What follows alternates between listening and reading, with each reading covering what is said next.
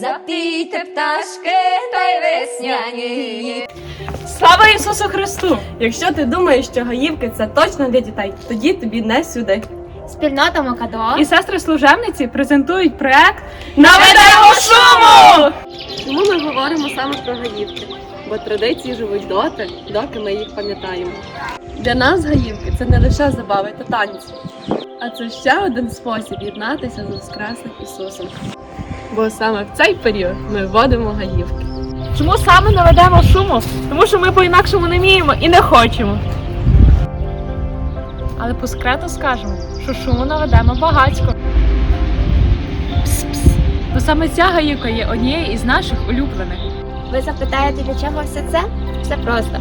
Адже ми хочемо, аби ви також відчули цю атмосферу. Аби ви також голосно і сміливо водили гаївки. Тому запрошуємо вас до перегляду наступних частин нашого проекту «Наведемо шуму!».